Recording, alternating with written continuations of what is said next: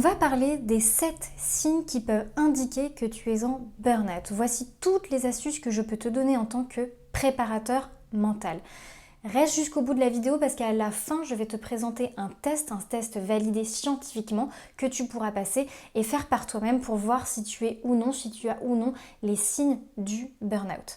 Le premier point qui peut t'indiquer que tu es en burn-out, c'est par exemple si tu es tout le temps négatif. En gros, tu vois le verre à moitié vide, tu oscilles énormément dans tes émotions au quotidien. Un coup ça va, un coup ça va pas. Tu sais pas vraiment pourquoi ça va pas bien ou ça va moins bien. Tu as du mal à voir les solutions à un problème. Tu n'as pas envie d'ailleurs dans ces cas-là. On te demande souvent si tu as envie de ci ou tu as envie de ça et tu réponds souvent que tu ne sais pas, que tu réponds souvent non. Est-ce que tu as envie de sortir? Est-ce que tu as envie de... Tu réponds souvent non ou que tu ne sais pas ce que tu as envie. Ton dialogue interne, il est plutôt négatif et dépréciatif. Tu sais, le dialogue interne, c'est cette petite voix qui te parle à toi-même, qui juge, qui interprète tes actions et tes pensées. Et souvent où tu te dis « Ah, j'aurais pas dû dire ça. Ah, j'aurais pas dû faire ça comme ça. » Et du coup, ce dialogue interne, il est souvent dépréciatif et négatif. Le deuxième signe que tu es peut-être en burn-out, c'est le fait que tu n'arrives pas à récupérer. Tu as beau faire des nuits qui sont complètes, un quota d'heures de sommeil qui correspond à tes besoins, à ta chronobiologie, et pour autant, ta fatigue s'installe progressivement. Tu te lèves fatigué, tu te couches épuisé. La fin de journée de travail, elle est exténuante pour toi. Ça peut être une fatigue physique, mais ça peut aussi être une fatigue émotionnel. Par exemple, l'interaction avec les autres peut te fatiguer et même ton métier peut t'épuiser tout simplement. Le troisième signe, c'est que tu es trop émotif ou émotive. Il y a des petits déclencheurs comme ça dans ton quotidien qui vont te faire pleurer, qui vont te faire exploser sans que ça puisse s'arrêter. C'est vraiment la décharge émotionnelle, c'est le signe d'un trop-plein.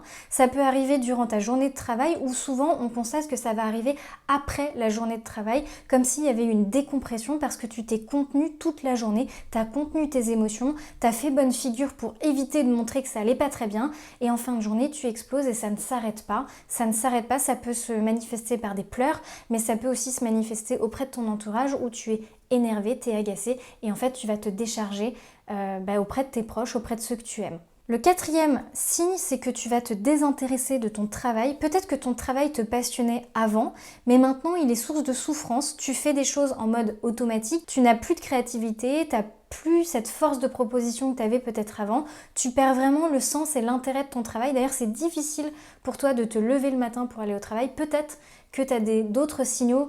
Par exemple, tu arrives en retard le matin, tu arrives en retard aux réunions, tu arrives moins préparé que d'habitude. Et ça, ce sont des signaux de burn-out. Le cinquième signe, c'est que tu es irritable. Des petits riens vont t'agacer, des petites remarques, des attitudes ou des non-actions vont t'agacer. Tu as du mal à prendre du recul, tu n'arrives pas à ne pas focaliser ton attention sur ces petits détails qui te font très rapidement dégoupiller et qui font que ça va tourner en boucle dans ta tête sur des sujets alors que d'habitude, tu passes outre, tu passes à autre chose, mais là, ces petits sujets vont faire que dans ta tête, ça va revenir, ça va tourner dans ta tête, dans ton cerveau, et tu vas pas réussir à prendre le recul que tu as d'habitude. Le sixième signe, c'est que tu ne te reconnais pas. C'est-à-dire que tes réactions, tes pensées, ton attitude, ton état émotionnel, en fait, c'est plus toi.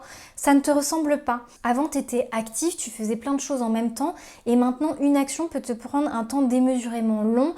Tu as du mal à mener 2 sujets de front, tu as du mal à faire quelque chose, à écouter une conversation en même temps, tu oublies des choses, on te dit des choses simples et tu oublies de les faire, tu te sens débordé dès qu'on va te rajouter une activité ou une tâche à faire et ça te fait perdre confiance en toi, ça te fait perdre confiance en tes capacités, ça te fait perdre confiance dans tes compétences. Enfin, le 7e signe, c'est que ces signes que je t'ai évoqués auparavant, non seulement ils vont se cumuler, mais ils vont perdurer dans le temps. C'est-à-dire que tout le monde vit un jour ou l'autre un pic de fatigue ou un pic de stress momentané, mais ce qui est le facteur du burn-out, c'est vraiment l'intensité progressive de ces symptômes et le fait que ça va durer dans le temps, ça va durer tellement longtemps qu'à un moment, ça va plus le faire et ça va craquer. Et là, vraiment, ce sera le déclencheur, ce sera le burn-out. Voilà, donc voici l'échelle que je te propose de passer. Ça s'appelle l'échelle de Maslach. En fait, c'est le MBI, le Maslach Burnout Inventory, qui a été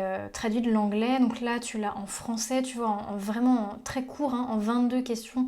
Tu peux répondre à ton état actuel du moment au niveau professionnel et faire le point sur tes réponses pour savoir si tu es à un niveau bas, modéré ou élevé. À toi maintenant de veiller à prendre soin de toi, à prendre du temps pour toi, et je te mets juste en dessous de cette description une explication d'un passage de test qui te permet de savoir si tu as les signes scientifiques du burn-out pour évaluer, et si c'est le cas, je t'invite vraiment à consulter ton médecin pour faire le point.